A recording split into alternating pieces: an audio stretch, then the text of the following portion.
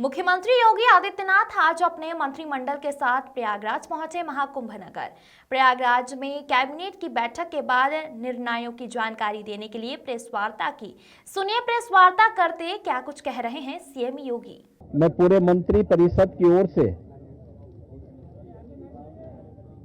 महाकुंभ में आए हुए सभी पूज्य संतों और सभी श्रद्धालुओं के साथ ही लोकतंत्र के सजग प्रहरी के रूप में आप सभी मीडिया से जुड़े हुए प्रतिनिधियों का पूरे मंत्री परिषद की ओर से हृदय से स्वागत करता हूं। महाकुंभ में पहली बार उत्तर प्रदेश का संपूर्ण मंत्री परिषद उपस्थित है। हमारे सहयोगी सभी मंत्रियों ने आज यहां पर बहुत सारे मुद्दों पर चर्चा की है। प्रदेश के विकास से जुड़े हुए जो नीतिगत निर्णय हैं उन मुद्दों पर चर्चा हुई है। इसके अलावा यहां पर अन्य महत्वपूर्ण मुद्दों के साथ साथ प्रयागराज के विकास से जुड़े हुए मुद्दों पर भी चर्चा हुई है।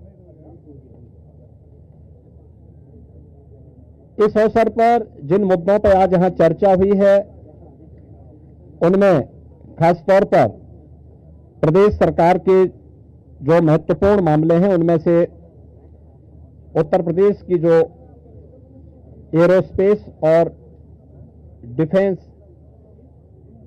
एंड एम्प्लॉयमेंट से संबंधित जो पॉलिसी है उस पॉलिसी 2024 ये 2018 में हमने बनाई थी, उसी पॉलिसी के 5 साल पूरे हो चुके हैं। अब उसको नए सिरे से बनाने की व्यवस्था की गई है। तो इस पॉलिसी को यहां पर अब हम लोगों ने बड़े निवेश को आमंत्रित करने के लिए उसमें नए इंसेंटिव की घोषणा की है। आज इस पे चर्चा हुई है। एफडीआई के अंतर्गत और फॉर्च्यून 500 में जो निवेश प्रदेश में हुआ है उस निवेश के अंतर्गत इंसेंटिव वितरण करने की व्यवस्था और उसको उतनी प्रतिपूर्ति शासन यूपी सीडा को कर रहा है और सीडा ने यूपी सीडा उसके माध्यम से करेगा। कुछ नए निवेश के प्रस्ताव यहां पर आए हैं जिन्हें लेटर ऑफ इंटेंट यहां पे आज जारी हो रहे हैं। इनमें एक मिर्जापुर का है, 10,000 करोड़ रुपए से अधिक का निवेश का है, एक मुरादाबाद का है और अन्य 2 प्रस्ताव जिन पर आज यहां पर लेटर ऑफ इंटेंट के बारे में चर्चा हुई है। युवाओं को स्मार्टफोन और टैबलेट उपलब्ध कराने की भी स्कीम को यहां पे व्यवस्था दी गई है और यह युद्ध स्तर पर अगले कुछ समय के लिए सरकार ने इसके लिए धनराशि की व्यवस्था की। इसको हम उस कार्यक्रम की भी चर्चा हुई है। बलरामपुर में स्वर्गीय अटल बिहारी वाजपेयी जी की कर्म भूमि रही है। उन्हीं के नाम पर जो केजीएमयू का सैटेलाइट सेंटर था उसे मेडिकल कॉलेज के रूप में स्थापित करने और मेडिकल कॉलेज में नेक्स्ट सेशन में उसको संचालित करने का निर्णय लिया गया है। इसके अलावा पीपीपी मोड पर 3 नए जनपदों में मेडिकल कॉलेज के निर्माण की कार्रवाई, जिनमें बागपत, हाथरस और कासगंज इन 3 जनपदों में नए मेडिकल कॉलेज निर्माण की सहमति पर भी आज यहां पर सरकार ने अपना वो किया है।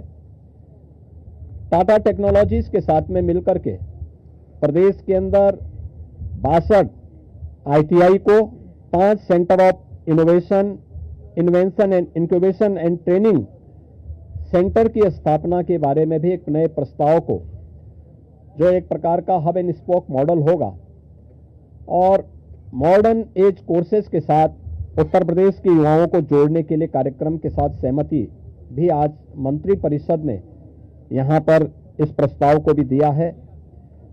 इसके अलावा प्रदेश के अंदर एक अभियोजन डायरेक्टरेट की घोषणा की भी व्यवस्था मंत्री परिषद ने उसको अपनी सहमति दी है और प्रयागराज, वाराणसी और आगरा ये जो म्युनिसिपल कॉरपोरेशन है हमारे, इन 3 महत्वपूर्ण म्युनिसिपल कॉरपोरेशन में तीनों के बॉन्ड जारी होंगे। अब तक हमने लखनऊ और गाजियाबाद के बॉन्ड जारी किए थे जिसके बहुत अच्छे रिजल्ट सामने आए हैं। यह म्युनिसिपल कॉरपोरेशन के ब्रांडिंग करने का, उसके विकास को आगे बढ़ाने का एक महत्वपूर्ण माध्यम होता है और एक नई दृष्टि मिलती है और एक पहचान मिलती है संबंधित कॉरपोरेशन को। यहां पर आप प्रयागराज के महत्व को आप देख रहे हैं। वैश्विक मंच पर इस समय हमारा प्रयागराज छाता हुआ दिखाई दे रहा है।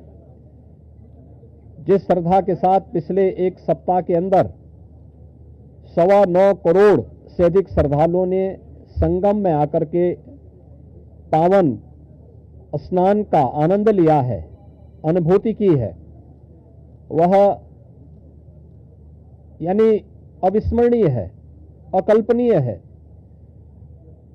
तो प्रयागराज म्युनिसिपल कॉरपोरेशन प्रयागराज के लिए एक सुपर स्पेशलिटी हॉस्पिटल के लिए एक बॉन्ड जारी करने जा रहा है। ऐसे ही आगरा के लिए एक बॉन्ड जारी होने जा रहा है। वहां से संबंधित जो आवश्यकता है वहां का म्युनिसिपल कॉरपोरेशन जारी करेगा। और वाराणसी काशी विश्वनाथ धाम आदरणीय प्रधानमंत्री जी की प्रेरणा से बनने के बाद काशी वैश्विक पटल पर छा रहा है। तो स्वाभाविक रूप से 3 म्युनिसिपल कॉरपोरेशन के बॉन्ड जारी करने की कार्रवाई को भी यहां पर आज घोषणा के साथ हम लोगों ने इसको जोड़ा है। मित्रों, प्रयागराज के इस महाकुंभ को ध्यान में रख करके और प्रयागराज के साथ साथ इस पूरे क्षेत्र का एक सस्टेनेबल डेवलपमेंट के कार्यक्रम के साथ जोड़ने की कार्रवाई आदरणीय प्रधानमंत्री जी की प्रेरणा से इसको आगे बढ़ाने के लिए सरकार ने तय किया है कि इसको लेकर के हम लोग जो आदरणीय प्रधानमंत्री जी का विजन है, जैसे लखनऊ में हम लोगों ने स्टेट कैपिटल रीजन लखनऊ और उसके आसपास के जनपदों को मिलाकर के एक डेवलपमेंट का प्लान बनाया है, ऐसे ही प्रयागराज और चित्रकूट को मिलाकर के एक डेवलपमेंट रीजन यहां पे हम डेवलप करेंगे। इसके लिए इंफ्रास्ट्रक्चर के लिए जो महत्वपूर्ण होगा वह एक गंगा एक्सप्रेसवे का एक्सटेंशन हम लोग देंगे। गंगा एक्सप्रेसवे प्रयागराज से मिर्जापुर से भदोई होते हुए संत रविदास नगर होते हुए यह काशी, चंदौली और गाजीपुर में पूर्वांचल एक्सप्रेसवे के साथ जुड़ेगा। इसके अलावा वाराणसी और चंदौली से यही एक्सप्रेसवे सोनभद्र को जोड़ते हुए नेशनल हाईवे के साथ जुड़ेगा। तो यह इंफ्रास्ट्रक्चर की दृष्टि से जैसे प्रयागराज में प्रयागराज चित्रकूट डेवलपमेंट रीजन यहां पे हम लोग तैयार करने जा रहे हैं, वैसे ही वाराणसी में भी वाराणसी बिंद एक डेवलपमेंट रीजन वहां पे भी डेवलप करने की कार्रवाई पर नीति आयोग के साथ मिलकर के इस कार्यक्रम को तेजी के साथ आगे बढ़ाया जा रहा है। तो ये डेवलपमेंट के वे रीजन होंगे जो वास्तव में यहां की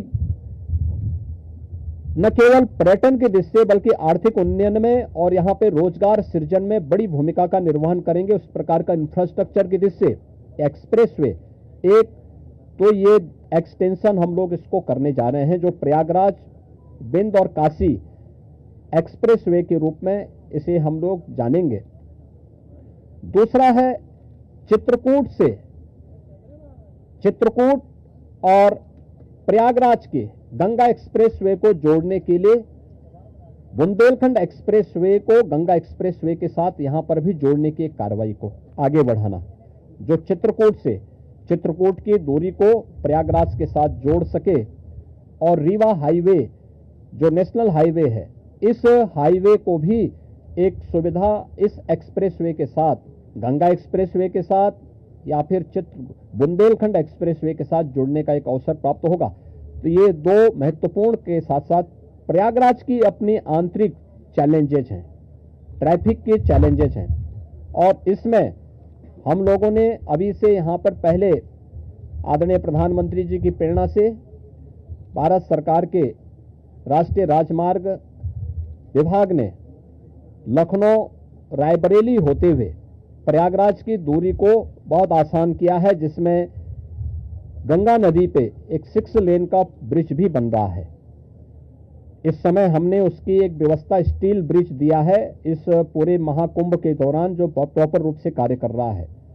लेकिन वो नया ब्रिज भी समय रहते हुए कंप्लीट हो जाएगा।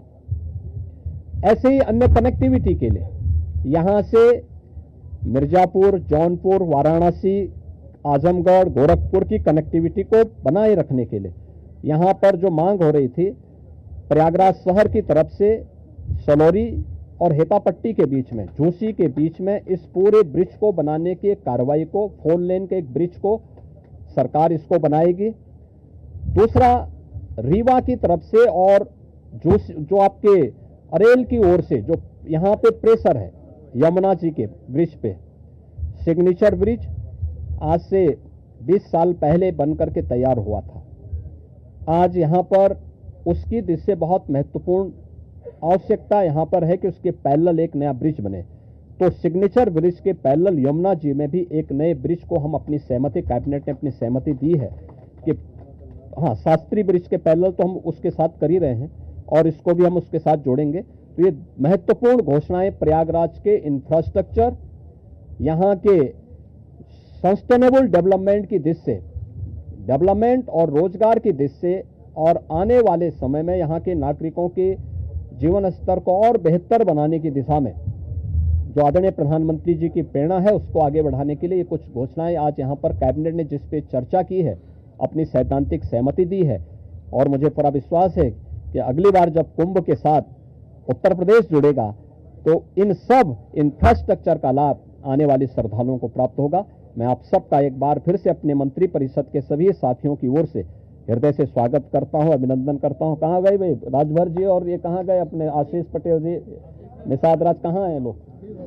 आप लोग पीछे क्या छुपे हुए, इधर आइए। कहाँ राजभर जी, कहाँ गए? अनिल कहाँ है? अनिल कहाँ है?